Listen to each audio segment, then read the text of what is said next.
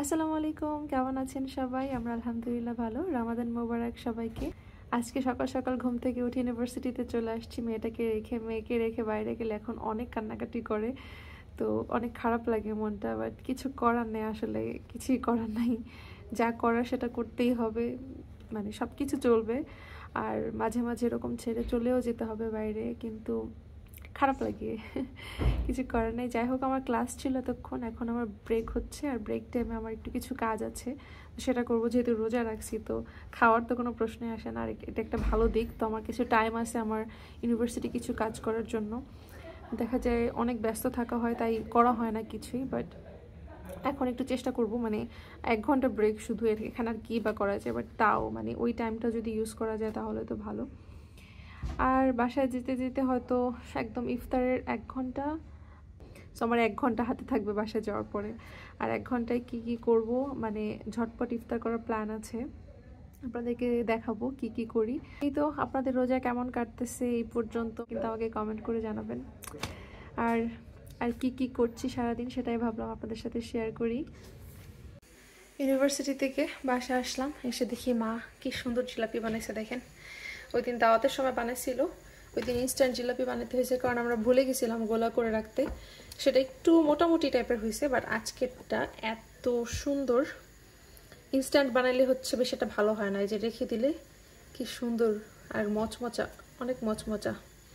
এখন এখান থেকে একটু আন্টিদের বাসায় পাঠিয়ে দিব, আমাদের পাশে আন্টিদের বাসায় পাঠিয়ে দিই। অনেক সুন্দর, আল্লাহ মাশাআল্লাহ, দেখেন কি সুন্দর জিলাপি হয়েছে, আল্লাহ দেখতেই ভালো লাগতেছে। এখন জিলাপি আন্টিতে বাসায় দিয়ে আমি এখন এটার মধ্যে বেড়ে রাখছি। আর সকালে আমি বাইরে যাওয়ার আগে হচ্ছে এই শরবতটা বানায় রেখে গেছিলাম, সো এখন আর শরবতের টেনশন নাই। এটা একটা সেপারেট শরবত, যে মিন্ট শরবত খায় না তার জন্য। এটা হচ্ছে চিরার শরবত, এটার মধ্যেও সব কিছু দেওয়া, জাস্ট একটু পেস্ট করতে হবে আর কি, ভালো করে নরম করতে হবে। একটু খেজুর আর আপেল রাখছি এখানে। এখানে একটু বাকলাভা ছিল আগের, ওই যে আন্টির আনছিল দাওয়াতের দিন ওইটা। আর আমার মেয়ের জন্য প্লেট সাজাইতেছি, ও আমাদের সাথে ইফতার খাবে। এখানে আলু দিছি, একটা খেজুর দিব, আর হচ্ছে একটা ডিম দিব। তো এগুলো এখন আপাতত রেডি হয়েছে। এখানে আমি ডাল বসাইছি, ভোর রাত্রে হচ্ছে আমাদের গরুর মাংসর তরকারি আছে, তারপরে ভাজি আছে, তো একটু ডাল হইলে হয়ে যাবে, ঘন ডাল। ডিম সিদ্ধ দিচ্ছি আলুর চপের জন্য, ডিম সিদ্ধটা অলমোস্ট হয়ে গেছে। তেল রেডি করে রাখছি, এখানে পেঁয়াজও ভাজবো, এছাড়া রোল আর হচ্ছে সিঙ্গারা ভাজবো। এখানে হচ্ছে আমি চিকেন ডাম্পলিং করতেছি, চিকেন ডাম্পলিংও খাবো আজকে মূলত এই যে আগে বানায় রাখছিলাম, আগে বানায় রাখার কারণে কিন্তু এই সুবিধাটা হচ্ছে যে ব্যস্ততম দিনে এইগুলো একটু উপকারে আসে।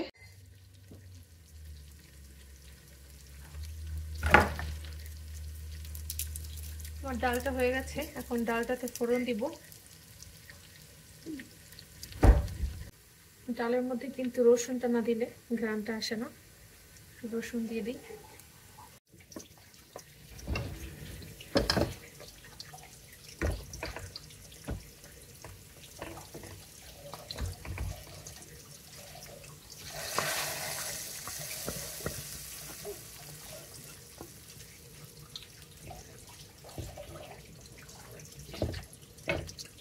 এই চুলায় কিন্তু সিঙ্গারা হচ্ছে, সিঙ্গারা ভাজতেছি ডুবো তেলে, ছোট পাতিলে দিয়ে দিচ্ছি কারণ অল্পই ভাজবো, মানে যে কজন মানুষ ওই কয়টা। ডালও আমার হয়ে গেছে, সিঙ্গারা হয়ে গেছে ভাজা, এক গাছ উঠায় নেই, আমার ছোটটা নিচ্ছি।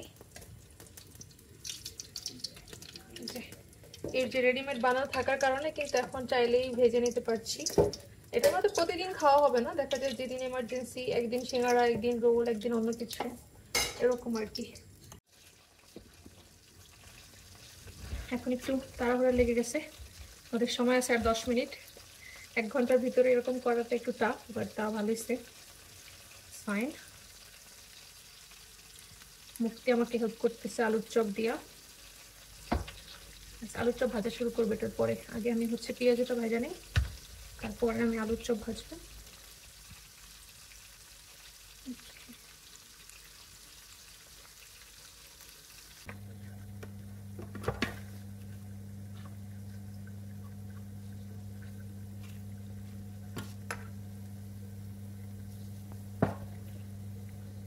এই তো আমাদের ঝটপট ইফতার রেডি করে ফেলেছি আর সবকিছু রেডি করে বসেছি খাওয়ার জন্য।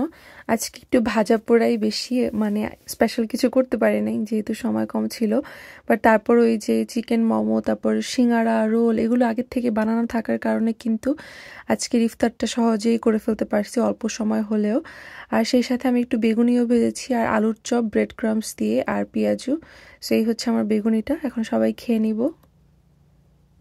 তো সেহরির জন্য আমাদের আগের কিছু খাবার ছিল, সেটা হচ্ছে মাংস, ভাজি আর একটু ডাল করেছি। বাট মার হচ্ছে মাংস খেতে ভালো লাগে না, তো আমি ভাবলাম যে একটু ভর্তা করি। আর বাসা হচ্ছে বালাচুং আছে, আর বালাচুংটা অনেকেই হয়তো চিনে থাকবেন, এটা একটা চিংড়ি মাছের ভর্তা। আর সেই সাথে ভাবলাম একটু আলু ভর্তা করে ফেলি, আলু ভর্তা তো অনেক সহজেই করে ফেলা যায় ঝটপট। তাহলে মা মাংস না খেলেও এই ভর্তা দিয়ে ভাত খেতে পারবে। আর ভর্তা তো সবারই ভালো লাগে, আমরাও একটু সেই সুযোগে খেতে পারবো আর কি।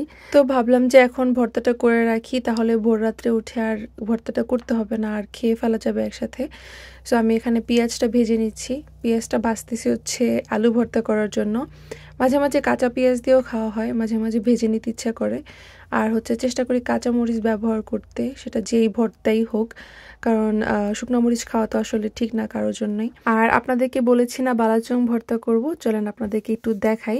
এই হচ্ছে বালাচনের ডিব্বাটা, এটা হচ্ছে একটা দাম হচ্ছে প্রায় 4 পাউন্ডের কাছাকাছি। এটা কিন্তু অনেক দাম বাংলাদেশি প্রাইস অনুযায়ী, বাট এটা খেতে খুবই মজা, তো মাঝে মাঝে কেনা হয় দাম বেশি হলেও।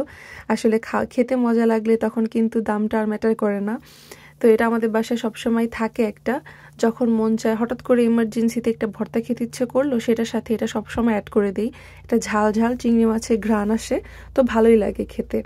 যদিও এটা শুধু মানে এরকমই খাওয়া যায়, বাট আমি হচ্ছে একটু পেঁয়াজ, কাঁচামরিচ, ধনিয়া পাতা আর চেষ্টা করি একটু সরিষার তেল দিতে, থাকলে আজকে আমাদের সরিষার তেলটা নাই, এগুলো দিলে হচ্ছে ভালো লাগে খেতে।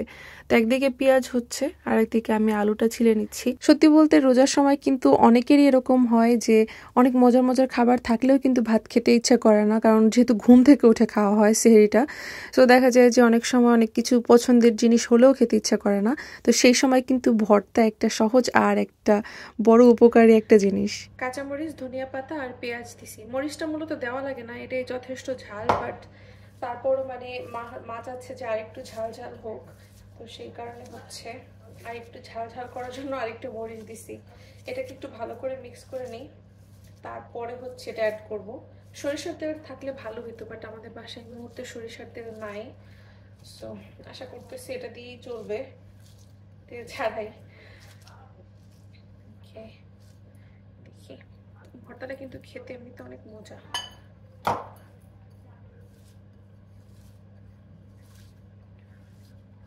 আপনারা কে কে এই ভর্তাটা চেনেন একটু দিই।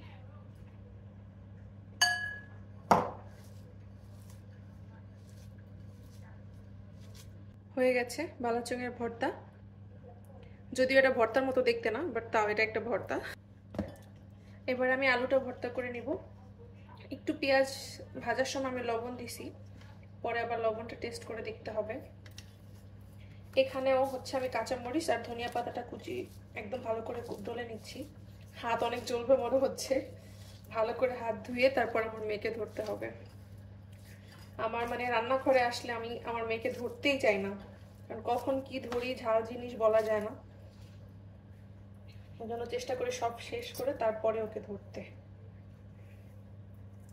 আমার সত্যি বলতে আমার কাছে আমি যখন ভর্তা বানাই তখন আমার ভর্তা আমার কাছে খুব একটা ভালো লাগে না, কেমন জানি মনে হয় যে কিছু কিছু মিসিং, সব সময় এটা মনে হয়।